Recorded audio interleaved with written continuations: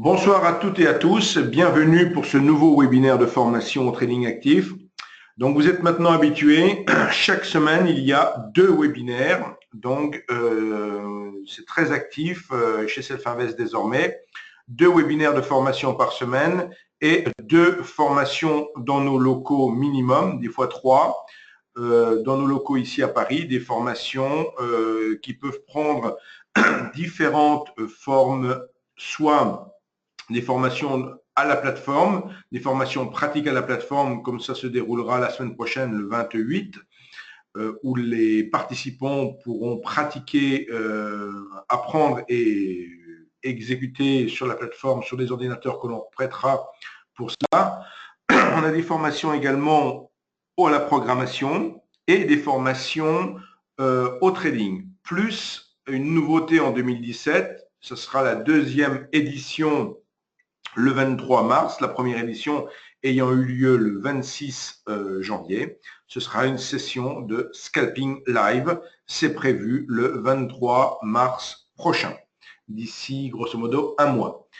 Donc, le webinaire de ce soir, nous allons parler d'un setup, donc d'une stratégie, plus exactement, autour de ce que l'on nomme la zone de valeur. Donc, on va voir tout cela en détail.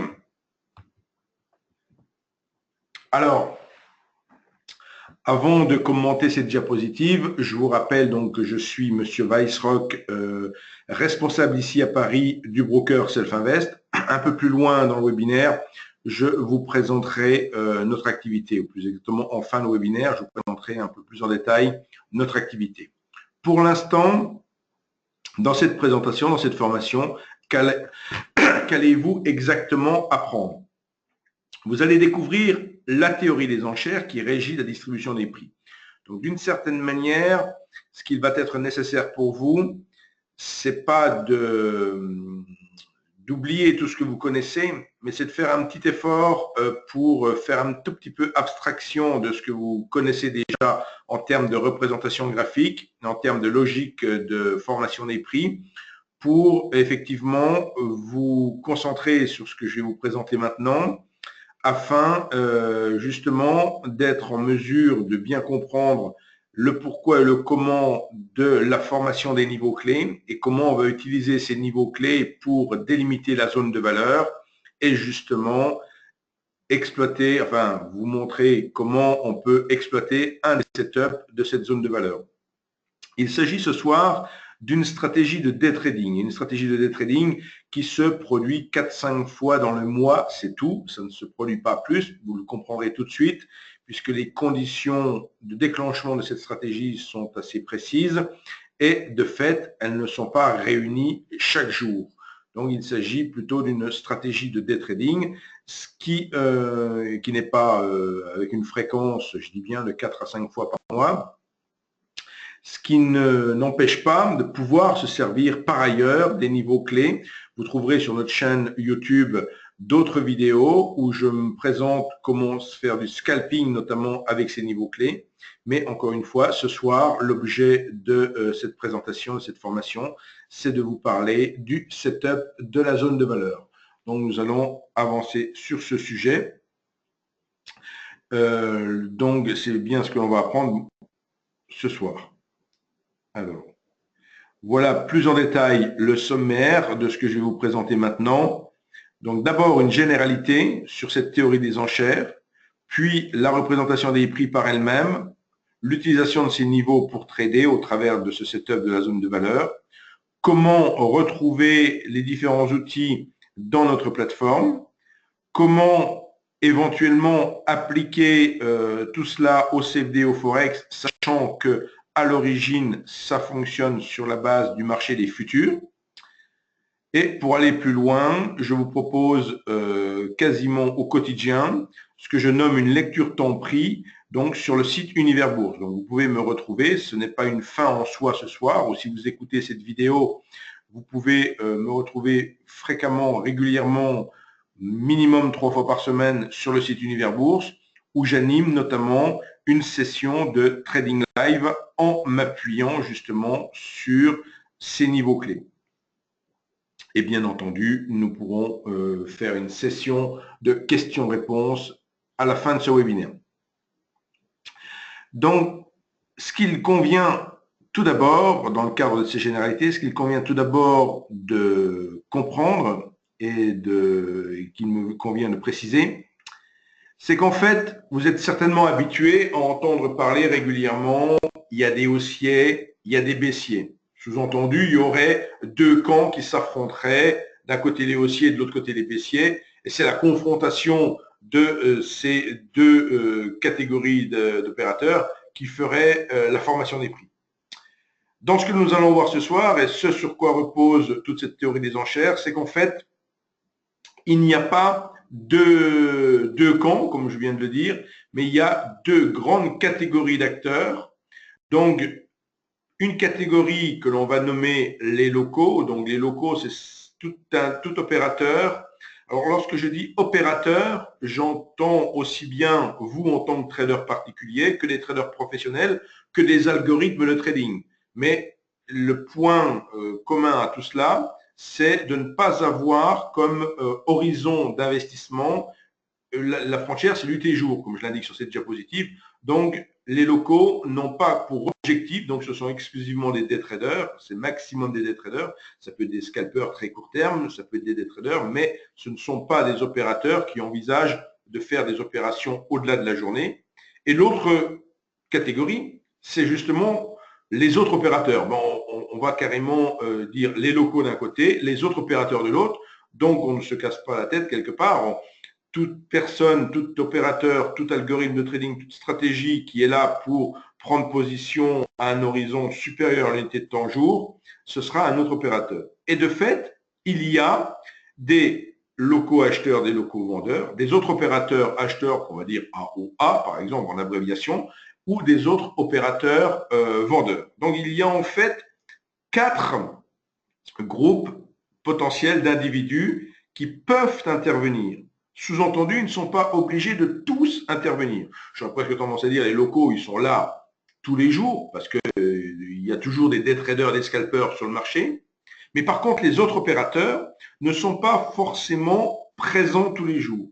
Ou du moins, on peut avoir une présence à un moment donné d'autres opérateurs acheteurs et pas d'autres opérateurs vendeurs.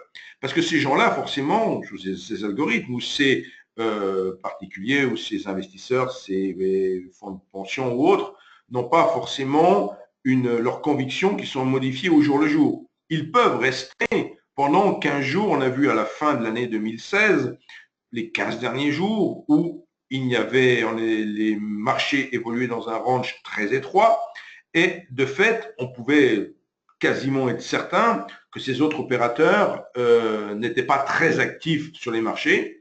Grosso modo, ils étaient, eux, en ce qui les concerne, dans leur toilettage de bilan. Ils n'avaient pas spécialement envie d'initier de nouvelles opérations, de prendre de nouveaux risques ou autres.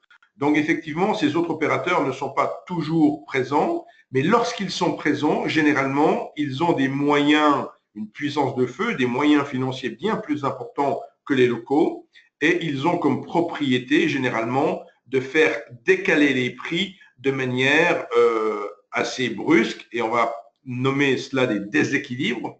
Donc, sous-entendu, le marché oscille entre périodes de recherche d'équilibre et brèves périodes de déséquilibre. De manière un peu empirique, on pourrait dire que 80% du temps, le marché cherche à rester en équilibre et 20% du temps, il modifie ses équilibres, donc il passe brutalement d'un niveau à un autre. Donc tout cela, on va le voir au travers de la représentation graphique ce soir. Ce n'est pas quelque chose que vous allez forcément pouvoir immédiatement percevoir ou juger immédiatement de la pertinence, mais au fur et à mesure, et c'est là que je vous y invite à me suivre au quotidien sur Univers Bourse, et je ne suis pas le seul, bien entendu, à utiliser cette approche pour vous rendre compte de jour en jour, de séance en séance, de la pertinence de tous ces niveaux clés et de l'intérêt qu'il peut y avoir à s'aider de cette approche. Donc, ce que je vous invite, c'est pas de mettre à la poubelle tout ce que vous faites, mais c'est plutôt de vous dire, ben là, je viens vous offrir quelque part un GPS supplémentaire pour piloter vos trades. quelque part, vous faisiez du trading, vous étiez équipé de beaucoup d'outils peut-être, je vous en propose un supplémentaire, une sorte de GPS qui est là pour vous alerter typiquement sur des niveaux clés qu'il convient de surveiller avec la plus grande vigilance. Donc, comment obtient-on cette représentation des prix, qui est une nouvelle représentation des prix? Quand je dis nouvelle, elle a été créée en 1982 au CBOT par Peter Steidlmayer. De fait, 1982, c'est relativement récent comparativement à des chandeliers japonais ou d'autres représentations graphiques. Donc, on peut dire une nouvelle représentation graphique. Pour obtenir cette représentation graphique, j'insiste, bien une représentation graphique, il ne s'agit pas d'un indicateur technique. Par représentation graphique, j'entends des chandeliers, des bar charts, des Kaji, des Renko, des cassures en 3 lignes, des points et figures, etc., etc., Ekineshi et autres. Tout ça, ce sont des représentations graphiques des prix, donc qui ont des règles de construction qui sont différentes les unes des autres. Chaque représentation graphique a en quelque sorte un avantage ou a un point fort. Si je parle de chandelier, je pourrais dire qu'avec des chandeliers, je parviens à bien extraire la psychologie des opérateurs.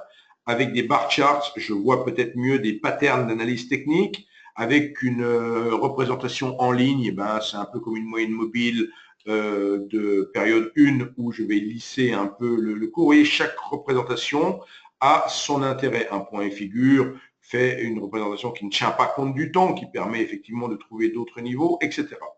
Donc, pour notre représentation graphique ce soir, comment l'obtient-on?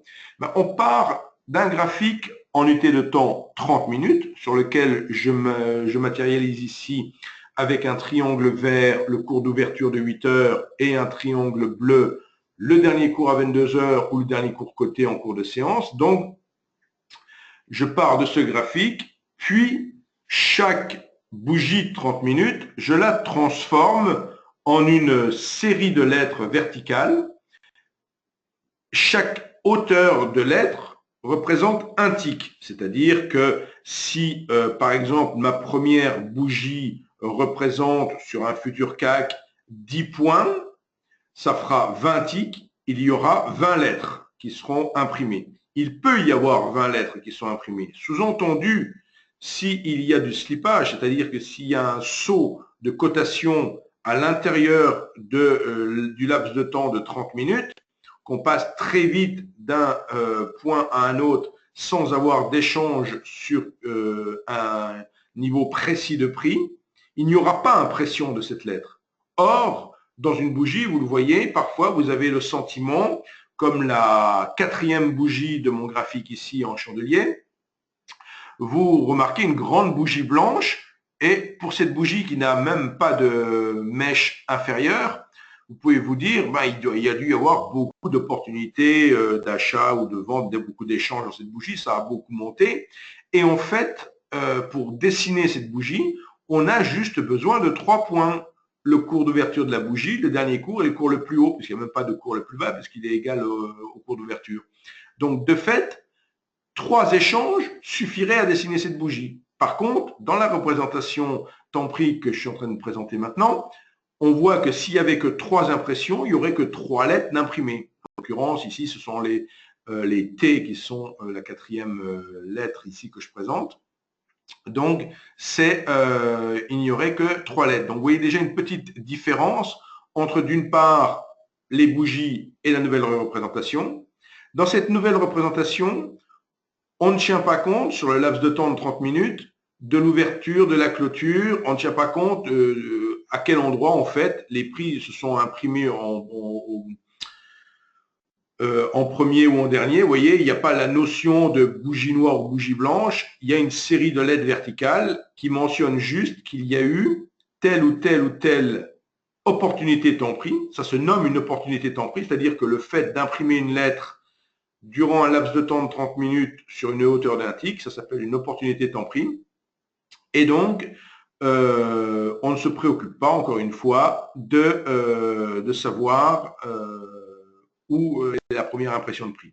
On se contente juste de répertorier les prix aux endroits où ils se forment, durant le laps de temps où ils se forment. Donc, chaque colonne de lettres représente effectivement 30 minutes. Ensuite, l'étape supplémentaire, qu'est-ce que l'on fait? On effectue une translation, grosso modo, de droite vers la gauche. Donc, c'est un peu comme pour ceux qui avaient appris à jouer à Tetris, de déplacer un peu, d'empiler tout sur l'axe vertical. Et on va tout translater et on va s'apercevoir que tout en bas du profil, il n'y a qu'une seule impression. On appelle ça une simple impression. Il n'y a qu'une seule rangée de lettres. En haut, il y a un seul W, là-haut, tout en haut, une seule lettre aussi. Et on voit apparaître un troisième niveau qui est important. On avait tout à l'heure le cours d'ouverture, le cours de clôture. Et là, il apparaît un endroit qui est matérialisé par un triangle rouge. Ce triangle rouge définit le niveau d'équilibre. En fait, ce niveau d'équilibre correspond à l'endroit où il y a eu le plus d'opportunités de temps pris qui se sont effectuées. Ce qui signifie ici que quelqu'un qui aurait voulu effectuer des échanges sur la partie inférieure du profil, il n'avait qu'une seule demi-heure dans toute la journée pour effectuer ces échanges. Il n'avait qu'une seule opportunité de faire une transaction à ce niveau-là. C'était grosso modo ici vers 16 heures. Et pour quelqu'un qui aurait voulu faire des transactions au niveau de ce triangle rouge qu'on appelle le niveau d'équilibre ou price of control pour POC en anglais, et ce niveau d'équilibre, il disposait d'un grand nombre d'opportunités d'effectuer ces échanges. Donc en fait, on illustre au travers de ce graphique qui ressemble quelque part à une approximation de courbe de Gauss, on voit une distribution de prix qui est centrée sur un niveau d'équilibre. Et c'est ce niveau d'équilibre qui est de très très loin le niveau le plus important à prendre en compte. Donc on le verra dans le cadre de tout ce qui va suivre dans cette formation. On obtient également on matérialise également deux autres informations sur ce profil. Un trait bleu sur la gauche du profil. Ce trait bleu représente les 2 premières OTP, ou plus exactement les 2 premières demi-heures, soit de 8h à 9h pour un futur CAC par exemple. Donc c'est ce qu'on appelle l'initial balance. Et le trait rouge sur la droite représente 70% des échanges centrés sur le niveau d'équilibre dont je viens de vous parler. En termes de représentation dans la plateforme, on représente ces profils de séance dans une petite fenêtre inférieure par rapport au prix. Donc, ce que je veux dire par là, c'est que ce que j'ai sur la partie supérieure, les chandeliers en 30 minutes, ou ce que j'ai sur la partie inférieure, c'est la même information, représentée différemment, mais c'est exactement la même information. Donc, ce qui va maintenant être capital de retenir avant d'aller plus loin, et s'il y a une seule et unique diapositive qu'il faut imprimer et apprendre par cœur, c'est celle qui est actuellement à l'écran. Celle qui est à l'écran, elle résume tout ce que je viens de dire précédemment, à savoir le trait bleu sur le gauche du profil qui représente l'initial balance, donc le range de la première heure, le POC ou niveau d'équilibre pour la séance, ce qu'on appelle la VA ou la zone de valeur, c'est les 70% d'échange, et cette zone de valeur, c'est ce qu'on va voir ce soir, ce qu'on appelle le setup de la zone de valeur. On va voir pourquoi, quelle est la logique derrière qui préfigure à cette stratégie de trading. Donc, et bien sûr, on a ouverture-clôture comme sur toute séance. Donc, vous imaginez la forme d'un profil et en dessous, vous voyez les différents types de journées qui peuvent se produire. Alors, effectivement, ce serait beaucoup trop facile si toutes les séances de bourse étaient identiques. Ça, je pense que même sans ce webinaire de ce soir, vous en êtes conscient, toutes les séances de bourse ne se ressemblent pas. Au travers de cette représentation graphique, on peut catégoriser les séances de bourse de 6 manières différentes. En fait, bien entendu, on admet également qu'il n'y a pas qu'un seul type de séance et qu'il existe en fait 6 types de journées différentes Ce qui signifie par là que autant de journées différentes, autant de manières différentes il peut y avoir pour trader à l'intérieur d'une séance. Là où on aura une journée directionnelle, il est bien évident que faire du contre ou faire du scalping dans une journée directionnelle, ça peut être très dangereux, très difficile. Par contre, dans une journée normale, ça peut être beaucoup plus aisé de faire du scalping. Alors, comment on différencie ces différentes journées? Tout à l'heure, je vous ai parlé du petit trait bleu sur la gauche du profil. Et donc, vous voyez là sur ma diapositive, ce trait bleu, il est représenté sur les petits symboles de profil. Si je prends le cas numéro 1, par exemple, d'une journée normale, qu'est-ce qu'une journée normale? Une journée normale, c'est une journée durant laquelle les prix resteront à l'intérieur du range de leur première heure d'échange. Alors, comment on peut anticiper cela, vous allez me dire? Parce que c'est bien beau, après coup, on peut toujours voir tout ce qu'on veut. Comment on peut anticiper une journée normale? Une journée normale, par définition, va se produire lorsque le range de l'initial balance sera très important. À l'inverse, quand un range est très petit, alors les notions grand et petit, sur un CAC 40 par exemple, je vais dire un range de 5 à 10 points, c'est un très petit range sur le CAC 40. Un range de 40-60 points, ça sera un gros range. Vous voyez, un CAC qui fait bientôt 5000 points, donc 50 points, ça représente 1%. Donc c'est déjà un range important. À l'inverse, 5 points désormais, c'est pratiquement exceptionnel d'avoir une première heure de cotation qui reste à l'intérieur de 5 points. Ce qui veut dire par là que cette initial balance, ce range de la première heure, au plus il est large, au plus il est difficile à déstabiliser, au plus les cours ont du mal à s'en extraire. Et c'est en cela qu'on arrive à déterminer notamment la probabilité d'une journée normale ou d'une journée directionnelle. Et bien sûr, lorsque l'on a des initial balances qui sont moyennes, on va pouvoir avoir d'autres types de journées qui se proposent. Alors, ne coupez pas tout de suite votre ordinateur à la vue de cette diapositive qui peut vous déstabiliser. Je vous propose cette diapositive uniquement pour ceux qui ont déjà quelques connaissances dans cette approche et qui veulent approfondir ces connaissances. Donc ici, on retrouve sur cette diapositive les 6 journées différentes. Donc vous les voyez dans les 6 colonnes, les 6 journées différentes. Et on trouve en fait les particularités de chaque journée. L'initial balance a telle ou telle particularité pour telle ou telle journée. Le range est de telle ou telle manière, etc., etc. Vous avez toutes les particularités. Alors en fait, pour parvenir à identifier une journée, un type de journée, on répond en quelque sorte au fur et à mesure du déroulement de la séance, on suit un arbre décisionnel. Première question que je me pose à 8h00, où est le cours d'ouverture? Est-ce que le cours d'ouverture est au-dessus ou en dessous du niveau d'équilibre d'hier? Et au fur et à mesure que la séance avance, à 9h, je me dis, quelle est la taille de l'initial balance?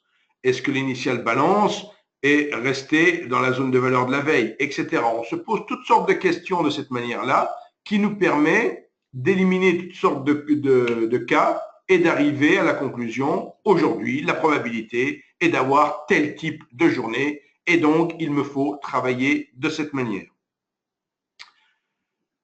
Les paramètres qui sont disponibles dans la plateforme pour cette représentation graphique sont au nombre de 5. Le premier d'entre eux, c'est la taille de la boîte en verticale. Habituellement, je mets 1 pour un tick, mais comme un logiciel permet de faire toutes sortes de réglages, vous pouvez en mettre d'autres, mais moi, je conseille un tick. Le deuxième paramètre, c'est le profil, le nombre de jours que représente le profil. Habituellement, c'est 1, mais on peut faire des profils sur plusieurs séances. Supposons que pendant 2-3 séances, comme on va le voir tout à l'heure, le niveau d'équilibre reste au même niveau. On peut fusionner les profils et faire des profils composites. Ça peut amener effectivement une certaine pertinence. Donc, on peut éventuellement faire bouger ce paramètre. Le troisième paramètre, qui s'appelle Split On-Off, permet effectivement de passer de l'état compressé à non compressé du profil. Vous vous rappelez tout à l'heure quand je vous ai montré le profil, donc au début, vous pouvez être un peu déstabilisé avec la représentation graphique et vous dire effectivement, je vais plutôt mettre le split sur 1 pour voir la transition pour la construction du profil. Quatrième paramètre, c'est la valeur de la zone de valeur. Habituellement, de construction, c'est 70. Là encore, ça peut varier si vous le souhaitez. Et enfin, le paramétrage de la durée de la zone d'initial balance. Donc, la durée de l'initial balance, si on est sur les 30 minutes, ça sera paramètre 2. Si maintenant vous changez l'unité de temps, il faut adapter ce chiffre pour toujours faire en sorte que le trait bleu dure 1 heure. Si vous mettez du 1 minute, vous mettrez ce chiffre à 60, par exemple. Utilisation des niveaux clés pour trader. Donc, pour vous faciliter un petit peu la vie, parce que ce n'est pas toujours évident de faire le lien entre les deux représentations graphiques, ce que l'on vous propose chez Self-Invest, c'est on a reporté sur les graphiques en chandelier, on a reporté les 3 niveaux clés de la séance précédente. Donc, ce qui veut dire que ce soir à 22 h, je disposerai des 3 niveaux clés de la séance d'aujourd'hui et dès demain à 8 h, j'aurai la formation, enfin j'aurai un premier point et je pourrai continuer tout au long de la séance à suivre 3 horizontales qui sont les 2 petites horizontales en trait fin rouge, c'est les extrémités de la zone de valeur, ce que j'appelle VA supérieur, VA inférieur, et le trait gras représente le niveau d'équilibre. Donc, c'est une astuce ici pour justement faire le lien entre les deux représentations graphiques. Comment trade-t-on maintenant le setup de la zone de valeur?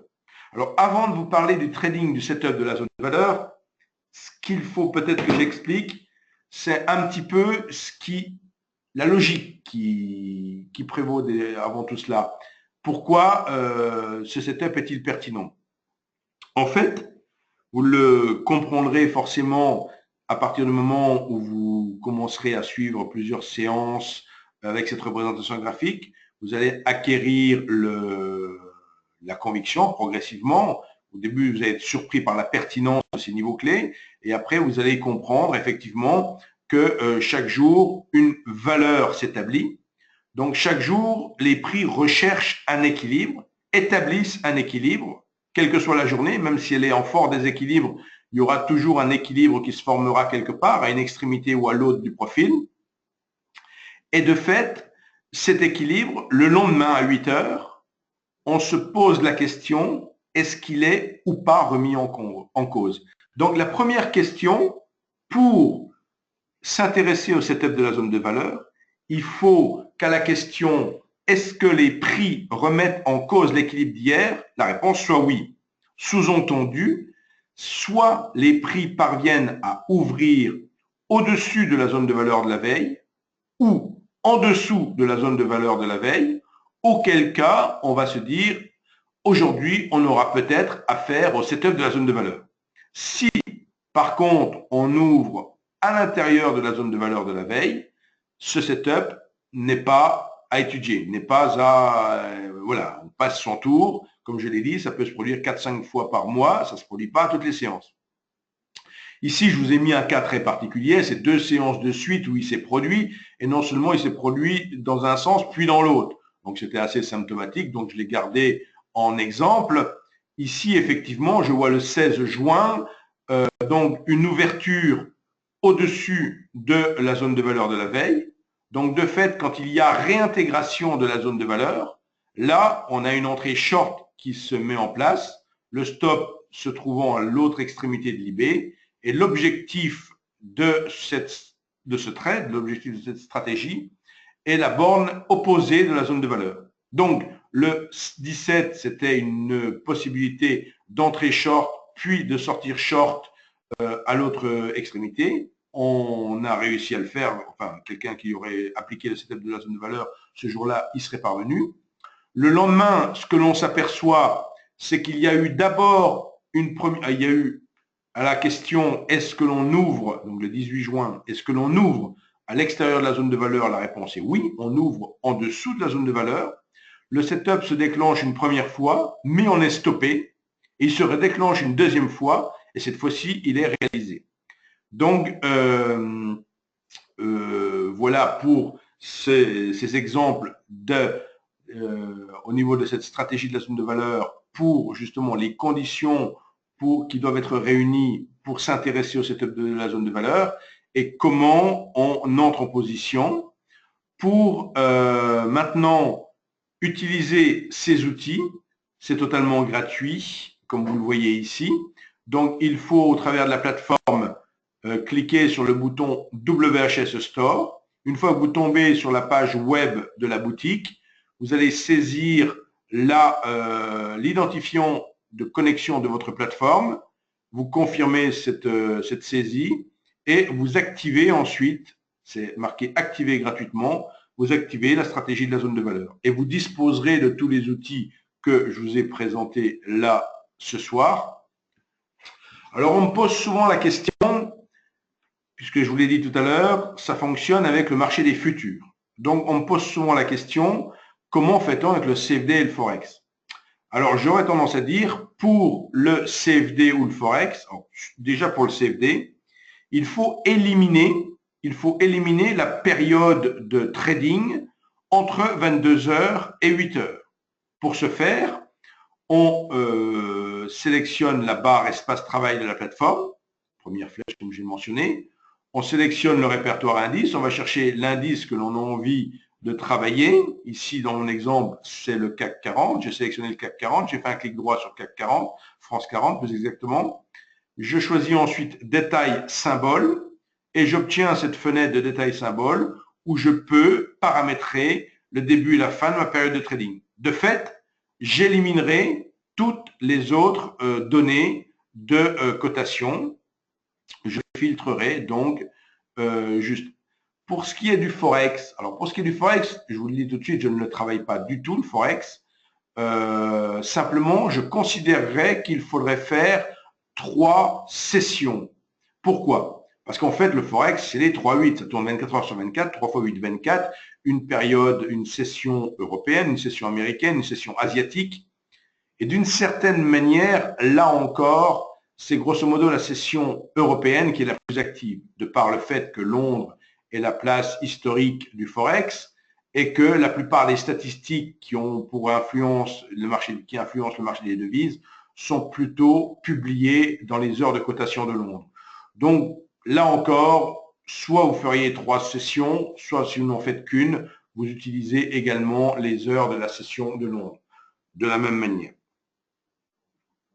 Voici des exemples récents, mais comme je l'ai dit, il n'y en a pas beaucoup, puisqu'il n'y en a pas beaucoup par mois.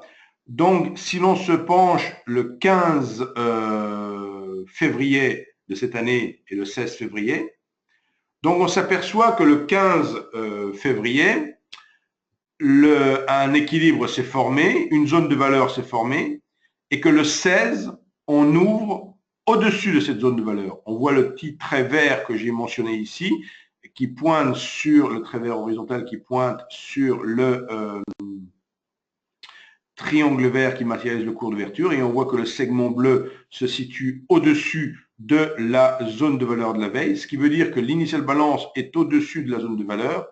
Donc, à partir du moment où il y a réintégration de la zone de valeur, il y a donc possibilité de shorter pour viser l'autre borne de la zone de valeur. On voit dans cet exemple, bien sûr, que le marché est allé beaucoup plus bas. Maintenant, ce setup a ses règles propres. Ce qui est peut-être aussi intéressant, c'est d'identifier la pertinence des niveaux clés. Et ce que j'entends par pertinence des niveaux clés, là, je vais aller chercher un outil de dessin. Donc, regardez ici. Donc, le setup s'est déclenché ici, d'accord? L'objectif se situait à cet endroit-là, mais l'objectif se situait donc sur la borne inférieure de la zone de valeur de la veille, de la zone de valeur du 15. Mais regardez un petit peu le comportement des prix sur ce niveau, le comportement des prix à cet endroit-là, où on remonte chercher la zone de valeur sans la déborder, le comportement des prix à ce niveau-là, où on vient rechercher la zone de valeur sans la déborder. Donc, retenez bien ces 3 niveaux et chaque jour, vous allez être, j'en suis ultra convaincu, de plus en plus surpris par la pertinence et le comportement des prix au contact de ces niveaux. Autre exemple encore plus récent, mais également instructif. À nouveau, le 20, le marché ouvre très nettement au-dessus de la zone de valeur de la veille. Donc le 20, c'était lundi. Ce lundi 20, je cherche ma flèche. Le lundi 20, on ouvre exactement ici. Donc, on ouvre très nettement au-dessus de la zone de valeur de la veille, puisque la zone de valeur de la veille, elle est matérialisée. La borne supérieure est ici et la borne inférieure est ici. De fait, bien après l'initial balance, à 10h30, on réintègre ici la zone de valeur.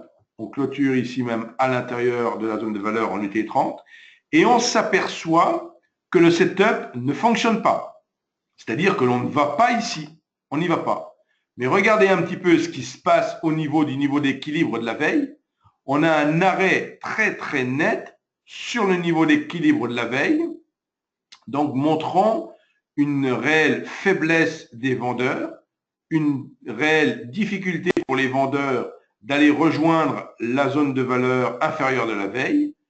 Par contre, on a toujours la pertinence ici de la borne supérieure de la zone de valeur qui est recherchée.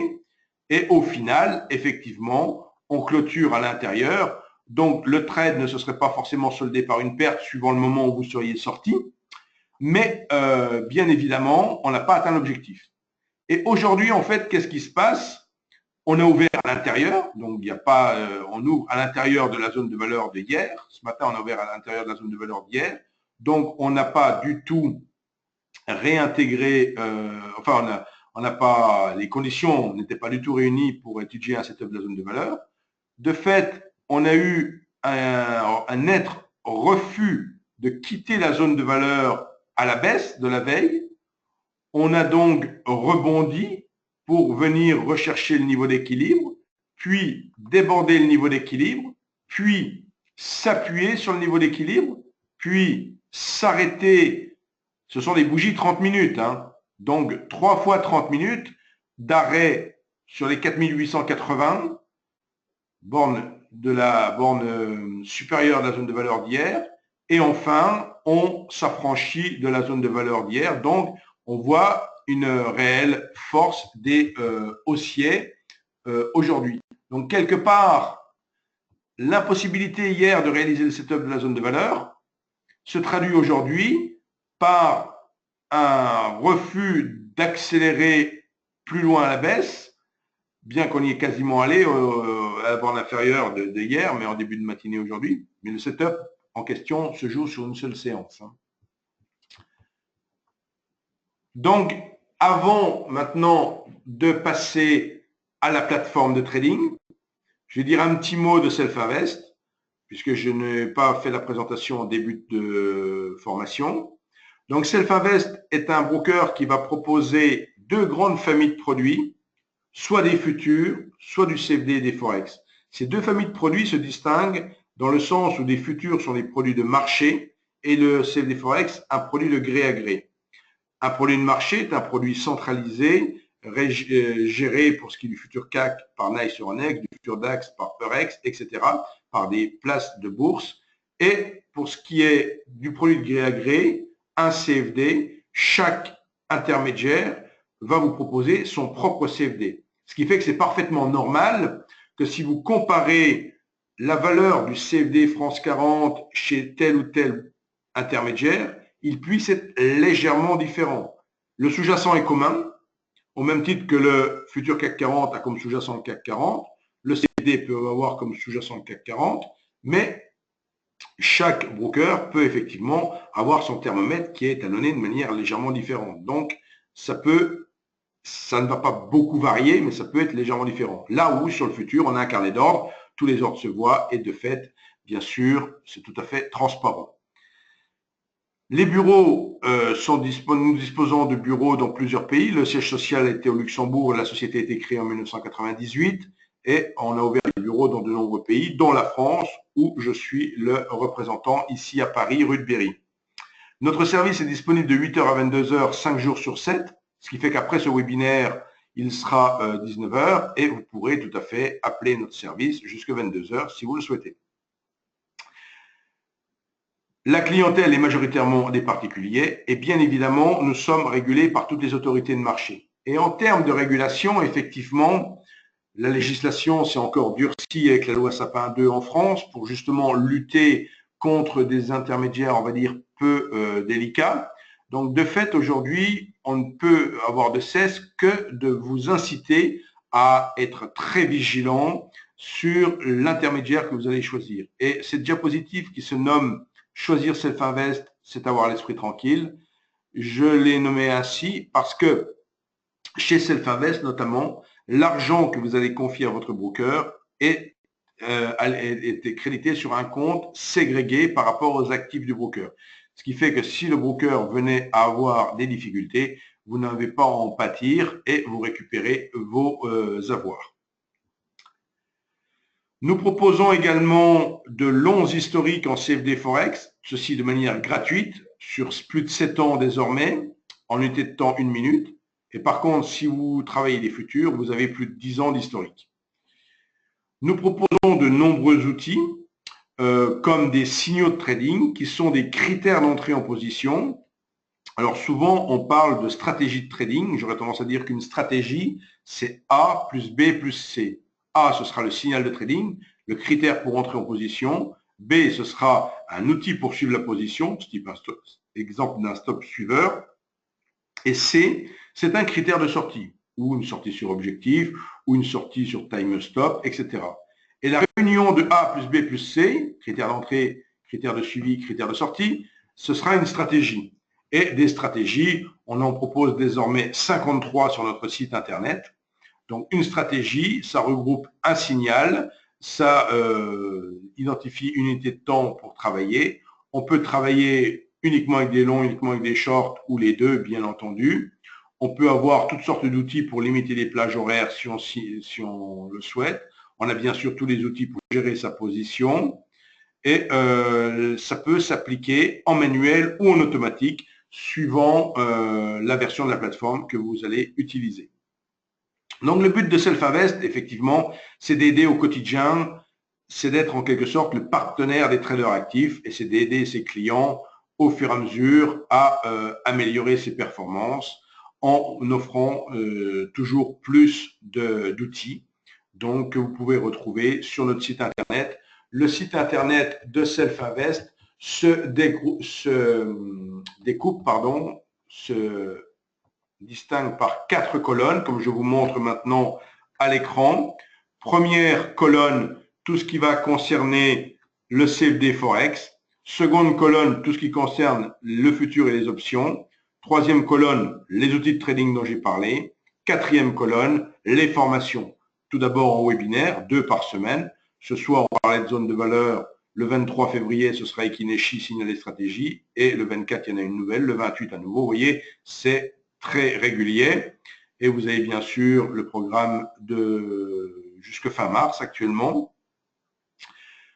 Donc, n'hésitez pas à aller visiter notre site internet. Une petite précision encore, si vous voulez tester la plateforme, si vous sélectionnez démo gratuite dans la première colonne, vous aurez de fait une démo gratuite de NanoTrader Free pour tester la plateforme.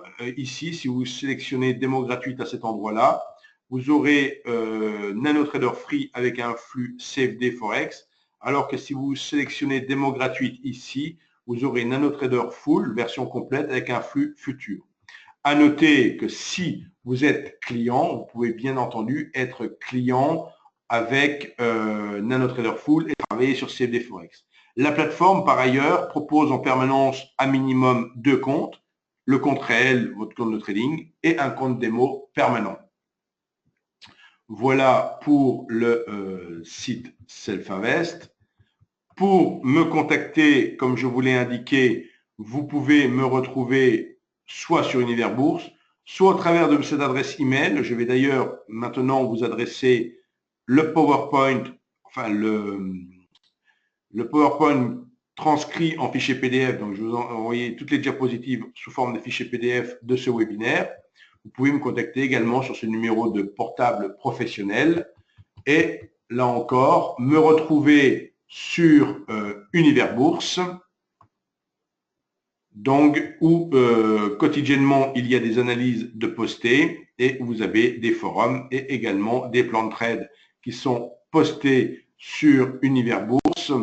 Enfin, cette vidéo sera disponible, enfin ce webinaire sera disponible en vidéo demain sur notre chaîne YouTube.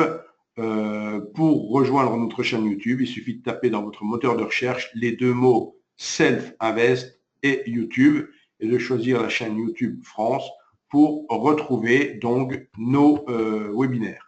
Nous allons maintenant passer à la partie questions-réponses. Je vais stopper l'enregistrement pour permettre aux gens qui suivent l'enregistrement d'avoir un enregistrement relativement court et je vous donne bien sûr rendez-vous pour un prochain webinaire ou une formation ou un rendez-vous sur le salon de l'analyse technique du 31 mars prochain, par exemple. À très bientôt.